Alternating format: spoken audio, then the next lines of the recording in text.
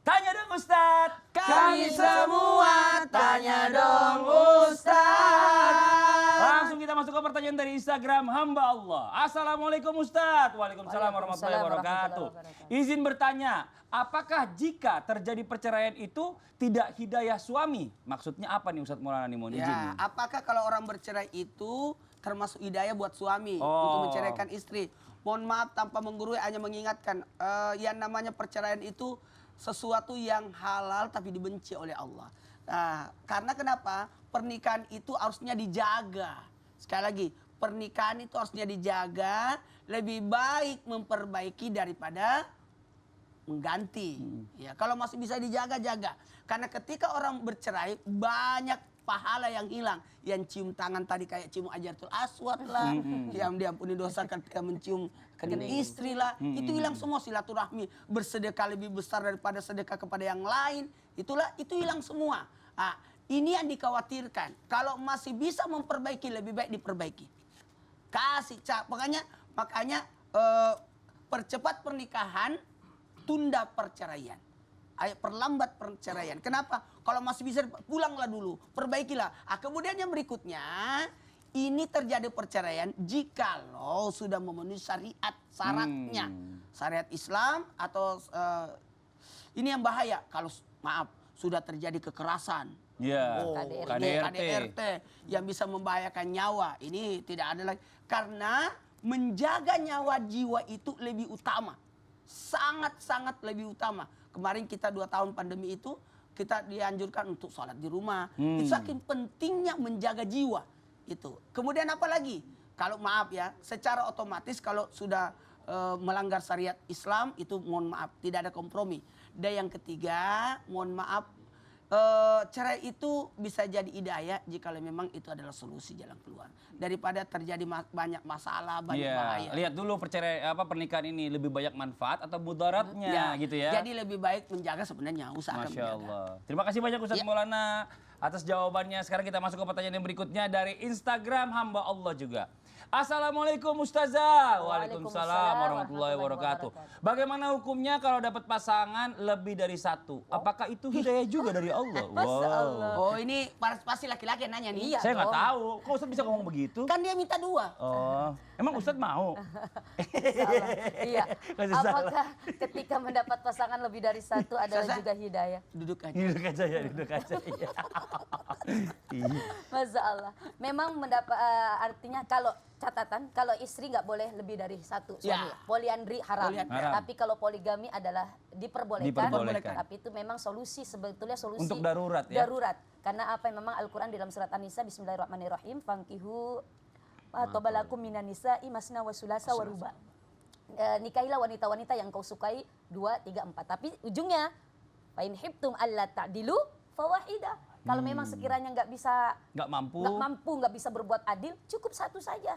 Karena satu aja nggak habis. Betul. Masya Allah. Ada juga mohon maaf satu saja. Ada juga yang belum juga dapat. Ini mau dapat 2. Masya Allah. Kayak teman kita kan belum dapat juga kan. Iya, satu udah habis. Sekarang belum lagi.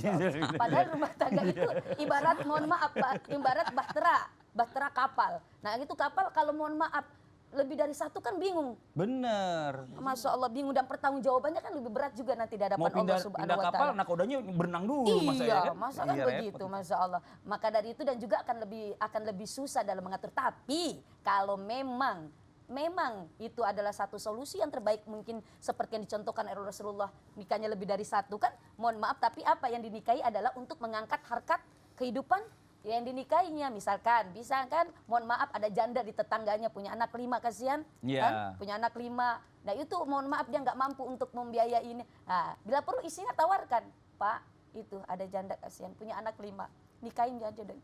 Tapi bagaimana dinikahin sayangku, kenapa? Kok orang ya udah umur 70 tahun? Masalah. Yang 70 nggak mau. Rasulullah nggak ngeliat kayak gitunya kan? Iya. Masya Allah, luar biasa. Ya, jadi hidayah juga tadi seperti perceraian tergantung kondisi. Kalau memang itu memang terbaik untuk mengangkat harkat kehidupan itu, ya itu bisa hidayah untuk membantu orang lain. Tapi kalau hanya untuk coba-coba, apalagi untuk hanya untuk nafsu saja, nah itu bukan hidayah.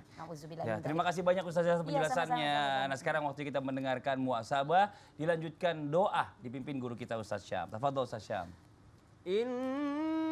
إنك لا تهدي من أحببت ولكن الله يهدي من يشاء.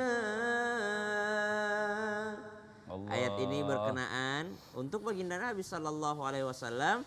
Sesungguhnya engkau tidak berhak memberikan hidayah kepada yang engkau cintai, tapi Allah lah yang berhak untuk memberikan hidayah tersebut.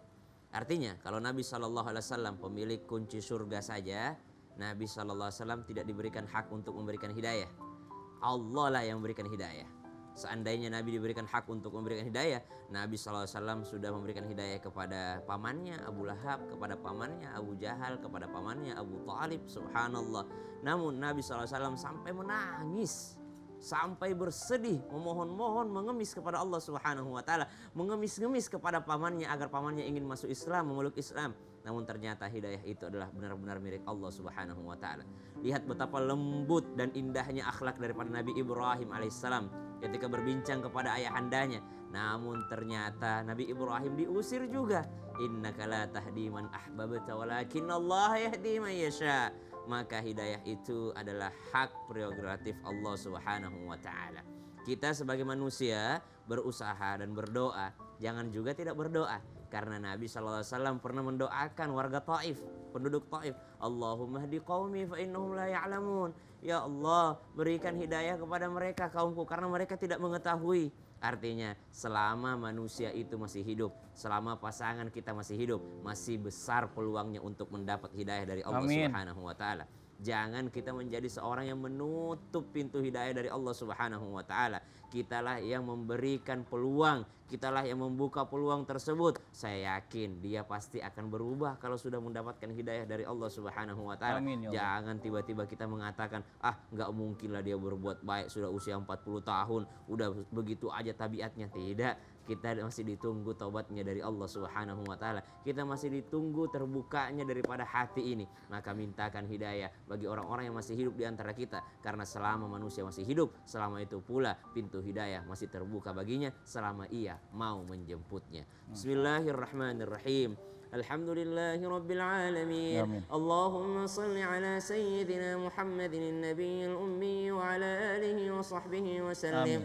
Allahumma hdina fi man hadait, wa afina fi man afait, wa tawallana fi man tawallait. Allahumma inna nas'aluka al-huda. Ya Allah, kami memohon hidayahmu ya Allah, untuk kami, untuk keluarga kami, dan untuk orang-orang yang kami cintai. وصلى الله على سيدنا محمد والحمد لله رب العالمين. Amin amin ya rabbal alamin. Masya Allah, alhamdulillah, demikianlah perjumpaan kita hari ini, semoga bermanfaat. Sekali lagi mohon maaf atas segala kekurangan. Wabillahi taufiq wal hidayah. Wassalamualaikum warahmatullahi wabarakatuh. Waalaikumsalam warahmatullahi wabarakatuh. Allahumma salli